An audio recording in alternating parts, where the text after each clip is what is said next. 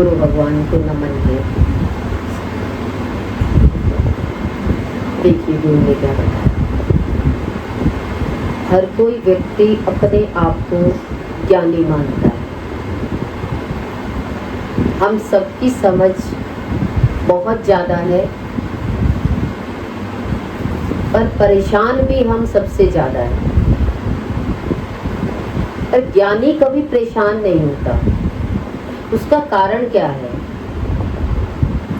ज्ञानी उसे ही कहा जाता है कि जो अपने आप को जानता है। हम सब शरीर से जानते हैं, मन से जानते हैं, रिश्तों से जानते हैं, एक दूसरे से जुड़े हुए हैं, पर भगवान किसी से भी जुड़े हुए नहीं है। निर्लेप न्यारे हैं। भगवान कृष्ण सबके साथ रहते हुए निर्लेप न्यारे रहे। हम सबके साथ रहते हुए एक हैं या निर्लेप न्यारे हैं। ज्ञान क्या कहता है? सबसे पहले अपने आप को ये देखो कि आप महिमा किसकी गाते हो। जब आप ज्ञानी की महिमा गाओगे तभी आपको अपनी अज्ञानता का पता लगेगा। कमियों का कब पता लगता है? जब एक अच्छे व्यक्ति का गुणगान गाया जाए। पहले तो हमारे जीवन में एक अच्छे गुरु होने चाहिए। अच्छे गुरु का मतलब क्या है? ज्ञान होना चाहिए, पढ़ाई लिखाई चाहिए तो गुरु चाहिए, और गुरु होंगे तभी हम महिमा गा सकेंगे। गुरु ने बताया कि तुम आत्मा हो, शरीर नहीं। तो हमने सबसे पहले किसमें आत्मा देखा? अज्ञानियों में। ज्ञानी को छोड़ दिया और अज्ञानियों में कहने लगे कि हम सब में भगवान देखते हैं। हम एक जैसे एक दूसरे होते हैं और एक दूसरे में क्या देखेंगे? एक दूसरा तो गलती निकाल ही नहीं पाएगा, क्योंकि सभी गलतियों से भरे हुए हैं। जब तक ज्ञानी की महिमा नहीं गाओगे तब तक अपनी कमियों का पता ही नहीं लगेगा। और सारा दिन हम किसकी महिमा गाते हैं? रिश्तों की महिमा गाते हैं, पैसे की महिमा गाते हैं, आसपास के लोगों की महिमा गाते हैं, पर एक सेकंड भी हमें ऐसा नहीं मिलता जो हम गुरु महिमा गाएं। और जब तक गुरु महिमा नहीं गाएंगे तब तक आपको अपनी कमियों का पता नहीं लगेगा, अपने दोषों का ही पता नहीं लगेगा। देखिए, अच्छे व्यक्ति को देखेंगे तभी तो पता लगेगा कि हमारे अंदर में क्या क्या कमियां हैं। नहीं तो हम एक कमियों को ढकते रहते हैं। जैसे ही सूर्य के ऊपर बादल आ जाता है तो क्या सूर्य की कीमत घट जाती है? बादल कितनी देर तक रह सकता है? थोड़ी सी देर बाद बादल बरस जाएंगे, चले जाएंगे, सूर्य का तेज वही रहेगा। ऐसे ही ज्ञानी का तेज वही रहेगा। जिसने गुरु की महिमा गाई उसने अपने दोषों का निवारण किया। देखिए, सब सत्संग सुनते हैं, और सत्संग को सुनाना कौन चाहता है? अच्छी बात सुन करके जीवन में किसी को देना। आपके जीवन में कोई अच्छी चीज आ जाए तो आप क्या करोगे? बांटोगे या अपने पास ही रखोगे? बांटना चाहिए। आप मंदिर में जाते हो, प्रसाद लगाते हो, पुजारी थोड़ा सा प्रसाद लगाता है भगवान जी को और सब कहता है बांट दो। ऐसे ही गुरु जीवन में आते हैं। ज्ञानी जीवन में जब आता है तो वो हमें ज्ञान इसलिए देते हैं कि तुम भी बांटना शुरू करो, कि तुम्हें भी पता लगे कि मेरी क्या क्या कमियां हैं। जो मैं अच्छी बात बताऊंगा और मेरे जीवन में नहीं होगा तो वो दोष आपको दिखाई देंगे। तो आपके अंदर में उस दोष को निकालने के लिए क्या भाव आना चाहिए? स्वीकार भाव। कौन सा भाव आना चाहिए? पहले तो आपको दिखाई दिया, दर्शन दिया कि मेरे अंदर में ये दोष है, और फिर दोष को देख करके आपके अंदर में ये भाव आए कि मेरे अंदर में जो ये दोष आया है इसको मैं अपना मानूं, कि ये मेरा ही दोष है। इस दोष को निकालने के लिए मुझे क्या करना पड़ेगा? क्या करना पड़ेगा? दोष को निकालने के लिए स्वीकार भाव रखा, मान लिया अपने आप में मानने के बाद व्यक्ति क्या कहेगा, मैं सॉरी बोल देता हूँ, मैंने अपनी गलती स्वीकार करी। सॉरी बोलना बहुत आसान है, और स्वीकार करना, स्वीकार करके उसे निकालना। कहते अब निकालने का रास्ता ढूंढो। कैसे निकालोगे इस दोष को? जो अंदर में हमारे दोष आ जाए तो उसे कैसे निकालोगे? स्वीकार कर लिया, अब निकालने के लिए पश्चाताप, दुख होना चाहिए। सॉरी कहने से बात नहीं बनती। कहते हैं जो गलती करी है उसके प्रति आपके अंदर में वेदना पैदा होनी चाहिए, दुख होना चाहिए। जब जीवन में छोटा सा दुख आता है तो हम कितना रोते हैं, पर गुरु क्या कहते हैं, जब आपसे गलती हो जाए तो हम एक शब्द में सॉरी बोल देते हैं कि दोबारा गलती करने के लिए तैयार हो जाते हैं। गुरु ने हमें ज्ञान दिया कि बताया कि तुम आत्मा हो, तुम शरीर नहीं हो, पर हमने सुनकर के कितने लोगों में देखा, और अज्ञानियों में देखा और ज्ञानी में नहीं देखा। तो व्यक्ति क्या करता है, कहते हैं गुरु ने तो हमें बताया है, और अब हम किस में देखेंगे, जो लोग मिलेंगे उनमें हम आत्मा देख लेंगे, उनमें हम भगवान देख लेंगे। आपने ही तो बताया है कि भगवान देखना है, तो फिर हम सबसे पहले किस में देखेंगे, अज्ञानियों में। क्यों? क्योंकि वो तो मेरे जैसे ही है, कि दोनों ही एक दूसरे के दोषों को मंडते रहेंगे, ढकते रहेंगे, कभी भी अपने दोषों को कबूल नहीं करेंगे। जब दोष कबूल हो जाता है तो कहते कबूल करने के लिए क्या करना पड़ा, पश्चाताप। पश्चाताप क्या है कि जब आपने स्वीकार किया तो इस शरीर भाव से अपने आप को दंड देना, और वो दंड क्या है, उपवास कराना। क्या कराना, अपने आप को एक दिन के लिए अन्न जल ना देना, सॉरी नहीं बोलना। दूसरे दिन क्या करना है, मेरे भाव गलत हो गए तो मुझे नेक्स्ट डे क्या करना है, मुझे उपवास करना है, व्रत करना है। अब एक दिन इस शरीर को भोजन नहीं देना है। ये मन क्या करेगा, अगर इस मन को दंड दे दिया गया, दिखा दिया गया कि इस शरीर को दंड दिया गया है कि इसके विचार गलत हुए कैसे, और गलत होते ही दंड मैंने अपने आप को दिया कि मैंने एक दिन का उपवास रख दिया। तो आप किसी ज्ञानी के पास जाएंगे तो आपको क्या कहेंगे, आपके भाव गलत हुए या कुछ आप बात बताते हैं तो गुरु कहेंगे कि आप उपवास करो, एकादशी का करो, पूर्णिमा का करो। पर वो भी युक्ति लड़ाते हैं, सीधे सीधे कहें कि तुम्हारा ये गलत विचार आया, उसकी सजा आप सॉरी में काटना चाहते हैं, सॉरी से बात नहीं बनेगी। आपको अपने आप का अन्न जल का त्याग करना पड़ेगा, शरीर से उपवास करना पड़ेगा, और फिर एक तीव्र इच्छा क्या होगी, मुक्ति की इच्छा, कि जो आज मेरे जीवन में दोष आया है इसकी मेरी ये तीव्र इच्छा हो जाए कि मैं इससे मुक्ति कैसे प्राप्त करूं। तो अंदर में मुक्ति की इच्छा, कि इस दोष में मुक्ति की इच्छा, कि ये दोष मेरे जीवन में दोबारा ना आए। पर हम अपने जीवन में देखते हैं, एक गलती आज हुई कल भी हो जाएगी, परसों भी हो जाएगी, और जन्मों जन्मों से हम वही गलती दोहराते जाते हैं, जिसके कारण हमारा पश्चाताप बना ही रहता है, दुख बना ही रहता है। तो दुख की निवृत्ति कैसे हो? तो दुख का मतलब क्या है कि जिस व्यक्ति के अंदर में राग होता है उसी को ही दुख मिलता है।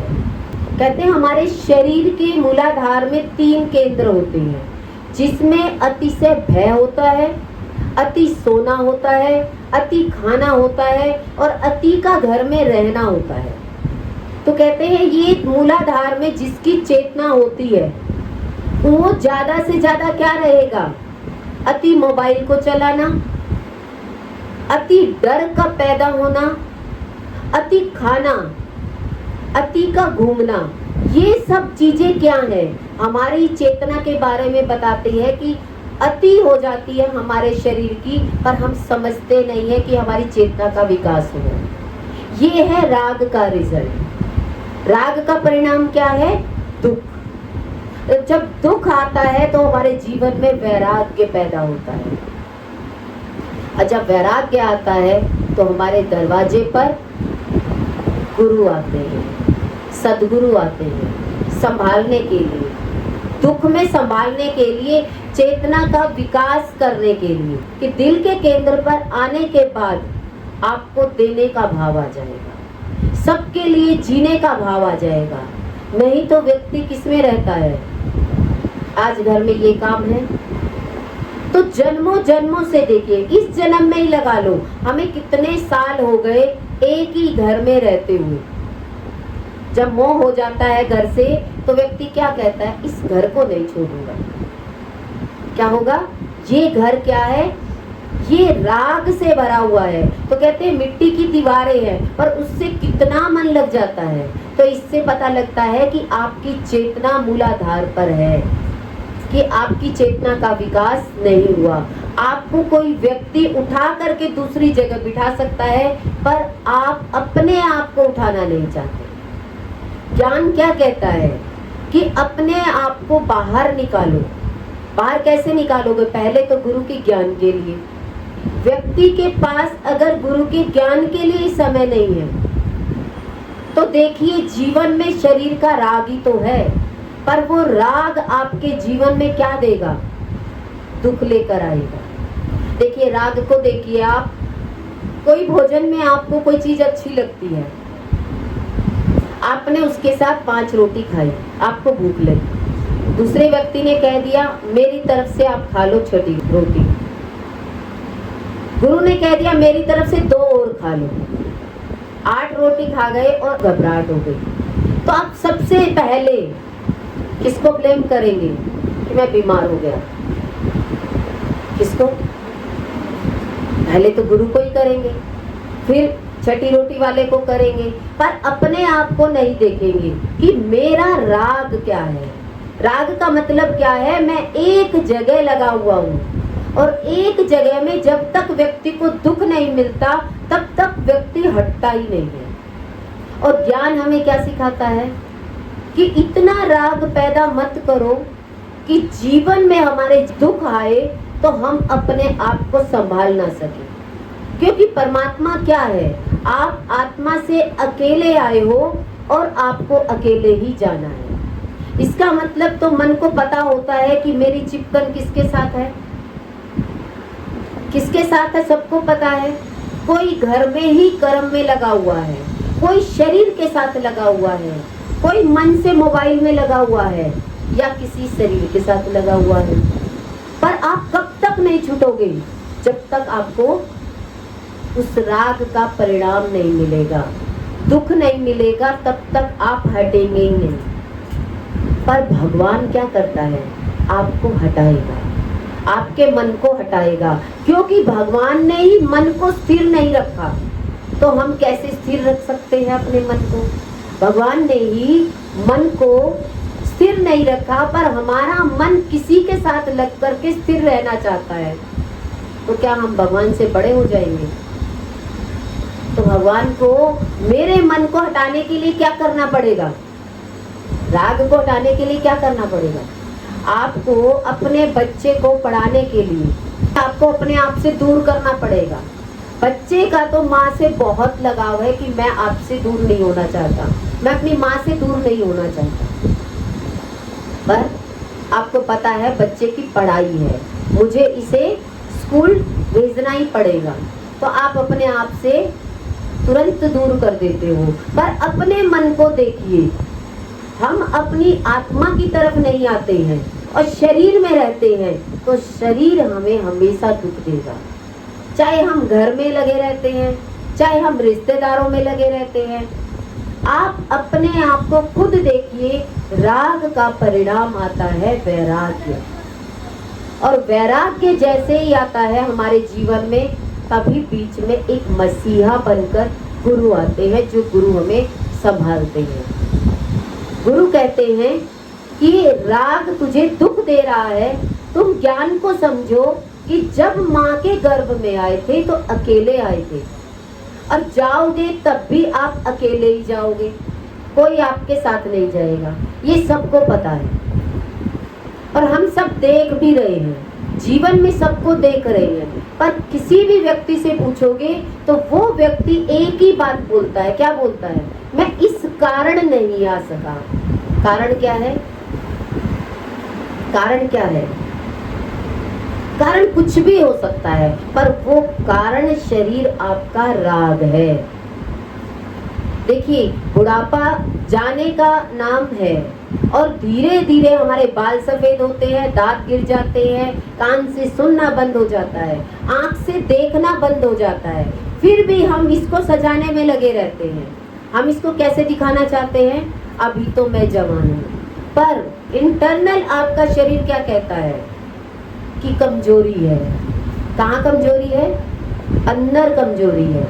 आपकी आंखें बताती है वीकनेस आ गई, कान बता रहे हैं, हाथ पैर बता रहे हैं, पर ये मन नहीं मानना चाहता। तो इसका मतलब रागी कौन होता है? राग से भरा हुआ कौन होता है? ये मन। और भगवान ने ये मन बना दिया चलायमान। क्या बना दिया? ये स्थिर नहीं रखा। और हम इस मन को पकड़ करके क्या करना चाहते हैं? ये हिले ही ना, यहाँ से हम हिलेंगे ही नहीं। और भगवान क्या करता है?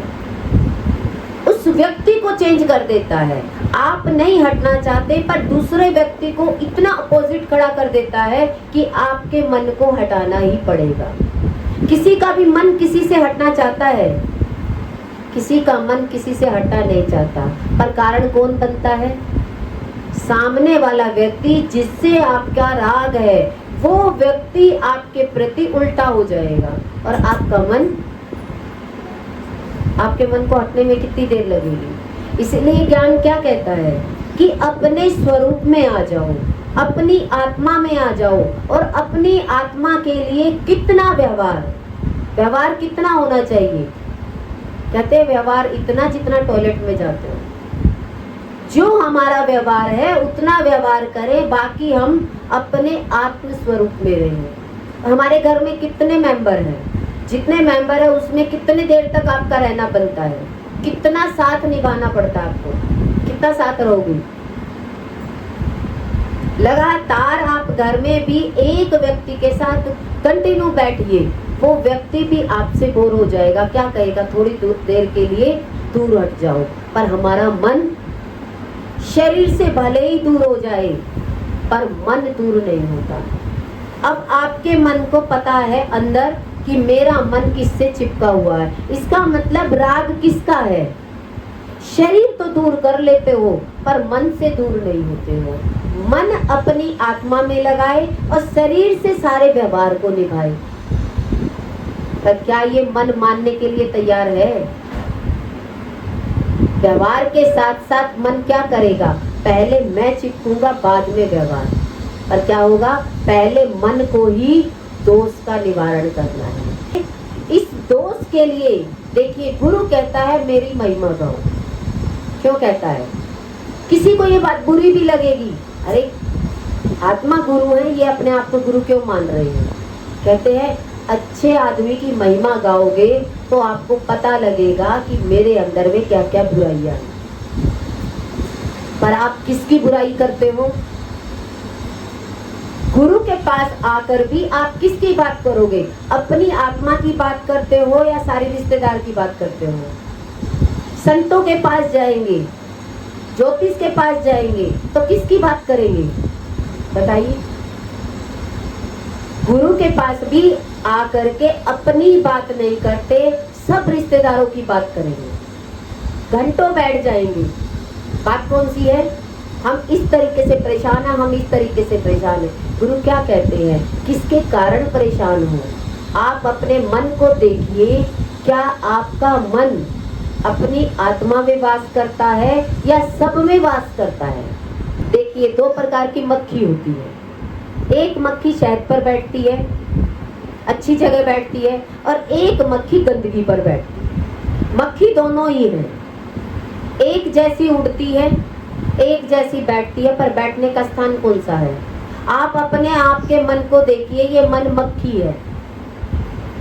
आप दुखी हो रहे हो तो किसके साथ बैठे हो, और आप सुखी हो रहे हो तो किसके साथ बैठे हो? आपका मन किसके साथ बैठा है? नाक सिकोड़ रहे हो तो पता लग जाएगा कि मेरा स्थान कहाँ है, मैं गंदगी में बैठा हूँ। मन दुखी है तो इसका मतलब मन कहाँ बैठा है? गंदगी में बैठा है। गंदगी में बैठेगा तो स्मेल आएगी ही। और आप साफ जगह बैठोगे तो क्या कहोगे? बड़ी अच्छी खुशबू आ रही है। पर आप किसी के साथ भी चर्चा कर रहे हो, घर की चर्चा या बाहर की चर्चा या रिश्तेदार की चर्चा, तो इसका मतलब मन आपका कहाँ बैठा है? कौन बताएगा? गंदगी में। तो आपका मन ही तो बताएगा कहाँ बैठा है। कौन देगा आपको? कौन बताएगा आपके बारे में? आपका मन। इसका मतलब आपको उसी कीचड़ में बैठना है या कीचड़ से दूर होके बैठना है। एक व्यक्ति रोज किसी की बुराई करता है कि मैं इस वजह से परेशान हूँ, तो गुरु क्या कहते हैं कि आप खड़े कहाँ हो पहले ये देखो। और आप कहें नहीं, जिंदगी में ये गंदगी साफ करने वाला कोई आ जाएगा तब हम रहेंगे यहीं पर। तो इसका मतलब आपका मन क्या चाहता है? आप इंतजार कर रहे हो कोई साफ करने वाला आ जाएगा। पर गुरु क्या कहते हैं? आप इस गंदगी से हट करके थोड़ी सा स्पेस बना करके खड़े हो जाइए। गंदगी अपने आप से नहीं हट सकती, आपको गंदगी से हटना है। ऐसे ही गुरु का ज्ञान है। एक व्यक्ति कहता है मेरे पास सत्संग के अलावा फुर्सत ही नहीं है संसार की बात करने की। गुरु के पास तो समय ही नहीं है, घर भी देखने का, बच्चों को भी देखने का, काम भी देखने का। कि वही बात है कि गुरु ने अपना स्थान कहाँ बना लिया? गुरु ने अपना सिंहासन तैयार कर लिया। और हमने कौन सा आसन तैयार किया? हमारा कौन सा आसन है? हमारा घर में कोई आसन ही नहीं है। हमारे घर में 4 कमरे होंगे तो 4 कमरों में घूमते रहेंगे, हमारा पता ही नहीं है कौन सा कमरा है। कहते सारे ही मेरे हैं। कहते एक भी आपका नहीं है, क्योंकि आपका मन का स्थान जहाँ शांति मिलती है वो कौन सा स्थान है आपका? इसका मतलब मन को शांति नहीं मिलती तो आपका कोई स्थान नहीं है। तो ज्ञान से ये चीज समझ में आती है कि हमें जीवन में सबसे पहले अपने दोषों का निवारण करें। दोषों का निवारण करने का साधन है सत्संग। और सत्संग में गुरु की महिमा।